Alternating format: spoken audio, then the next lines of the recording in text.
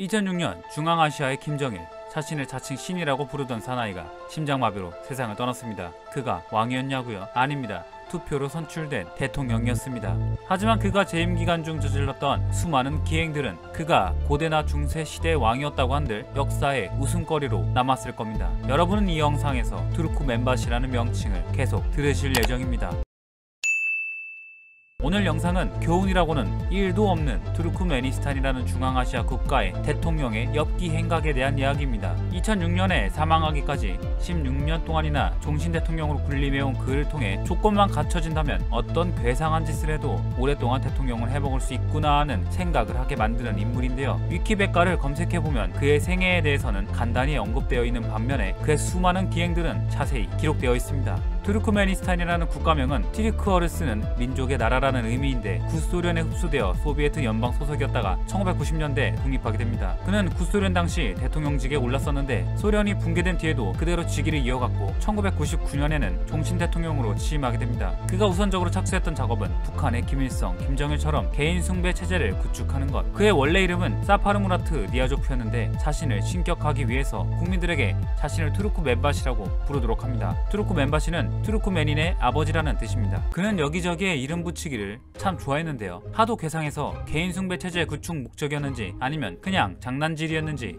구분이 힘들 정도였습니다. 1995년에 자신의 생일을 국경일로 지정하는 것을 시작으로 2002년에는 니아조프 분류법이라는 역법을 개발해 1년을 8달로 만들어 1월을 투르크멘바시로 4월은 자기 어머니 이름인 구르반 솔탄으로 바꿔버립니다. 월요일, 화요일, 수요일을 각각 중요한 날, 젊은 날, 기분 좋은 날로 명칭을 변경하는가 하면 부모님의 생일을 공휴일로 지정했습니다. 그리고 투르크메니스탄의 대표 항구 도시 크라스노보츠크의 도시명을 투르크멘바시로 개칭했습니다. 빵을 자기 어머니 이름으로 바꾸는가 하면 너무 멜론을 좋아해서 8월 둘째 주 일요일을 멜론을 기념하는 공휴일로 정하고 이름도 지어줍니다. 뭘로 지었을까요? 투르크멘바시입니다. 수도 아슈하바트의 국제공항의 이름도 개명했는데요. 그 명칭은 사파르무라트 투르크멘바시 국제공항입니다. 여기까지는 어린애 장난 수준인데 니아조프는 이름 붙이기에 이어 국민들의 생활에 각종 금지 조항을 넣습니다. 시작해볼까요? 참 재밌습니다. 니아조프는 1997년에 심장 수술을 받은 후 의사로부터 이런 말을 듣습니다. 이제는 금연하셔야 합니다. 그러자 그는 전국에 금연령을 발표합니다. 모든 공직자들의 흡연과 공공장소에서의 흡연을 모두 금한 것인데요. 자기만 담배 못 피는 게 너무 억울했나 봅니다. 2001년에는 국민정서와 맞지 않는다면서 발레와 오페라 금지, 공연 중 립싱크 금지, 결혼식 등의 행사에서 음악 틀기 금지, 자동차 안에서 라디오 듣기 금지를 시키고요. 2003년에는 장발과 턱수염 금지, 2005년에는 랩과 힙합을 금지시켰습니다. 대중매체에서 자신을 비판하는 것을 원천 봉쇄하는 전형적인 독재자의 행동이죠. 그 입장을 고려하면 이해가 됩니다.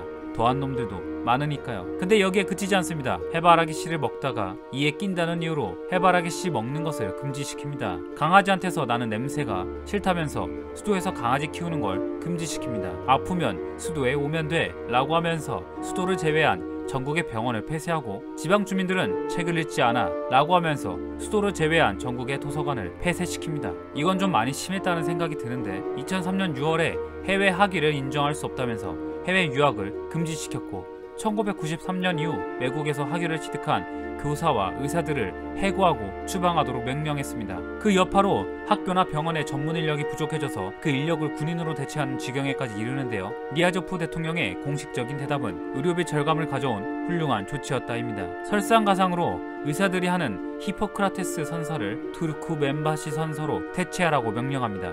그리고 어떤 대학에서 자신을 찬양하는 글을 낭독하던 어떤 여학생의 금리가 거슬린다는 이유로 금리를 금지시켰습니다. 독재자들의 행보가 늘 그렇듯이 각종 해외 뉴스와 통신을 차단시키고 국영 TV 채널과 신문에서는 자신을 찬양하는 내용을 내보내도록 합니다. 인터넷 접속도 금지시켰는데 투르크메니스탄 국민들은 니아조프가 죽고 나서야 공식적으로 인터넷을 사용할 수 있게 됩니다. 공산주의 국가의 대표적인 독재자인 스탈린과 김정일처럼 니아조프 역시도 건축물이나 동상 건축에 대한 조예와 관심이 아주 많았습니다. 투르크메니스탄은 전 국토의 약 90%가 사막입니다. 근데 자신이 다스리는 나라의 기후를 잠깐 잊었던 걸까요? 1000명이 들어갈 수 있는 얼음 궁전을 지으라고 지시하기도 하고 지구온난화로 인해 갈 곳을 잃은 펭귄들의 사정이 너무 안타까워서 동물원을 건설하라고 명령하기도 했습니다. 중앙아시아 최대 규모의 모스크를 건설하기도 했습니다. 모스크의 이름은 투르크 맨바시의 정신이라고 지었습니다. 더욱 황당한 건축물이 있는데요. 일반적으로 공항들은 관제탑이 공항 전체를 관망할 수 있도록 설계되어 있습니다. 근데 사파르 무라트 투르크멘바시 국제공항은 조금 다릅니다. 니아조프의 탁월한 미적 감각을 토대로 설계되었기 때문이죠. 공항의 관제탑을 터미널 뒤에 지었던 것인데요. 이게 왜 문제냐 하면 비행기가 어떤 활주로에서 이착륙할지를 관제탑에서 육안으로 보고 비행기에게 지시해 주어야 하는데 터미널의 높이 때문에 관제탑의 시야를 방해하게 됩니다. 사각지대가 생기는 거죠. 만약에 관제탑에서 사각지대에 있는 비행기를 보지 못하고 다른 비행기를 그쪽으로 유도하면 비행기들 간에 충돌이 일어날 수가 있는 것입니다.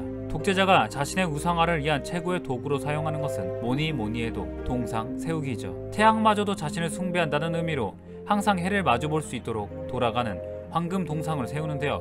이것도 참 골 때리는 행동이었습니다. 투르크메니스탄 인구의 90%가 이슬람 수니파인데 이슬람 문화권에서는 인간과 동물의 조각을 새기거나 그림 그리는 행위 자체를 금지하기도 하는 것과 비교하면 아주 파격적인 행보였던 것이죠. 예술 창작 활동에도 관심이 많으셨던 우리의 니아조프 대통령. 1997년 투르크메니스탄의 국가 가사를 직접 작사했는데 첫 소절은 투르크멘바시가 만든 위대한 건조물로 시작됩니다. 그가 사망한 후 2008년이 되어서야 이 가사는 개사됩니다. 머리에 예술적인 영감이 떠오를 때면 손수 시를 지어서 TV 정규방송을 중단시키고 낭독회를 열었습니다.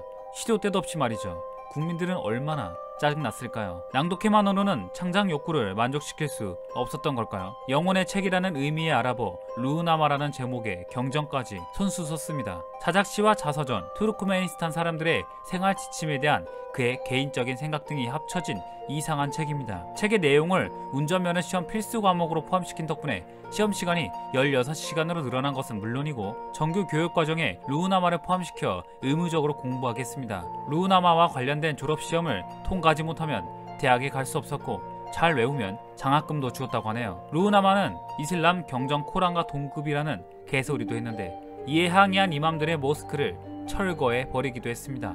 이것도 모자라 2006년에 TV 생방송에 출연해서 누구나 루흐나마를 한 번 읽으면 지혜로워지며 하루에 3번 읽으면 천국에 갈 수 있다라고 주장했습니다. 또한 수도에 책의 거대한 모형을 설치해 일정 시간 간격으로 녹음된 낭독이 흘러나오게 했습니다. 놀라운 사실은 한국에도 이 책의 번역본이 존재한다는 겁니다. 무려 40여 개 나라에 수출까지 했습니다. 한국의 출판사가 나서서 번역한 것이 아니라 오히려 투르크메니스탄 정부가 출판 의뢰를 했다고 합니다. 만약에 읽어보고 싶다면 네이버 검색을 하시거나 국내 인터넷 서점에서 결제하시면 됩니다. 가격은 무려 4만원이 넘는데 2편까지 있습니다. 그 밖에도 자신의 초상화가 찍힌 화폐 제작은 기본이고 야외에서 비를 맞고는 기상청의 일기예보가 틀렸다는 이유로 직원들의 월급을 절반으로 삭감시켰습니다. 정당과 종교단체 등은 공명정대부라는 정부 부서에 등록을 해야 했는데 그 부서의 건물 앞에는 정의 여신 조각상을 세웠습니다. 여신의 얼굴은 니아조프 대통령의 어머니와 똑 닮아 있었던 건 우연이었을까요? 자, 여기까지가 대략적인 그의 엽기 기행들입니다. 근데 신기한 건 이랬던 그가 국민들한테 큰 미움을 받지는 않았다는 거예요. 다른 독재자들처럼 니아조프도 삼엄한 경비 속에서 생활했는데 사실상 암살당할 위험이 거의 없었죠. 답은 간단합니다. 국민들의 생활이 먹고 살만했기 때문입니다. 아니, 복지정책은 세계 어느 국가와 비교해 견줄 만큼 좋았다고 해요. 생필품과 식료품의 가격이 매우 저렴했고 전기료, 휘발유값, 가스비, 수도요금, 소금값을 2020년까지 면제하겠다고 선언하기도 했고 무상교육, 무상의료를 시행했기 때문에 교육비, 의료비 걱정도 없었습니다. 공공근로기관을 채우면 집도 무상으로 주었습니다. 이렇게 퍼줄 수 있었던 원천은 풍부한 석유와 천연가스 매장량이었습니다. 덕분에 구소련 붕괴 이후에도 다른 국가들과는 달리 경제적인 타격이 거의 없었습니다. 니아조프가 괴상한 기행은 많이 저질렀지만 이런 천연 자원에서 벌어들인 수입 때문에 국민들은 별로 불만이 없었다고 해요. 니아조프 시기에 투르크메니스탄은 국제사회에 대해 극단적으로 폐쇄적이었는데 덕분에 중동의 국가들이 석유 등을 미국 소재 글로벌 정유회사 등에게 빼앗기지 않을 수 있었죠. 국민들에게 베풀었던 복지정책은 물론 다른 독재자들과는 달리 인권에 대해 상당히 관대했습니다. 오히려 사형제도를 폐지하고 라마단 기간 중에 범죄자들을 10,000명씩 사면해주곤 했습니다. 형벌 또한 다른 주변 국가들에 비해 상당히 관대했다고 해요. 덕분에 국가 치안이 매우 좋아서 밤에 시내를 돌아다녀도 안전하다고 합니다. 니아조프의 재임 기간 중에 이런 복지와 치안 안정이 가능했던 배경에는 1995년 유엔에서 영세 중립국으로 승인을 받았던 덕도 있었습니다. 외세의 간섭 없이 독자적으로 외교를 할 수 있었던 것이죠. 이 사건은 투르크메니스탄이 천연자원을 경제성장과 복지에 사용할 수 있게 되어 국민들의 불만이 줄어들고 치안이 안정될 수 있게 하는 계기가 되었습니다. 아이러니하게도 자신이 지시했던 삼엄한 경비와 철저한 신원 조회 때문에 심장 발작이 왔을 때 제대로 된 조치 하나 받지 못한 채 사망하게 됩니다. 그의 재임 기간 중에는 국제적으로 이런 사실들이 잘 알려지지 않았습니다. 미국이나 러시아를 자극하지 않으면서 중립적인 외교 노선을 걸었고 극단적인 인권 탄압을 하지 않아서 강대국들이 참견할 핑계거리를 주지 않으면서 폐쇄적인 외교 노선을 추구했기 때문이죠. 국제정치의 시각으로 보면 니아조프 대통령은 탁월한 면도 있었던 것 같습니다. 그의 대통령직을 이어받은 전직 보건부 장관 겸 부총리였던 베르디무 하메도프가 친러시아적인 행보를 보인 탓에 미국 언론으로부터 문매를 맞고 있는 상황과 아주 대조적입니다. 니아조프가 행했었던 괴상한 개인 숭배 체제를 상당히 완화시켰는데도 말이죠. 루나마는 어떻게 되었냐고요. 베르디무 하메도프는 이걸 완전히 폐지하지는 않았어요. 교육 과정에서 루우나마 교육을 폐지하고 대학 입학 시험 필수 과목에서 제외시키는 등 상당 부분 완화하기는 했죠. 한편 니아조프의 황금 동상은 지금도 수도의 시내 곳곳에서 돌아가고 있다고 합니다.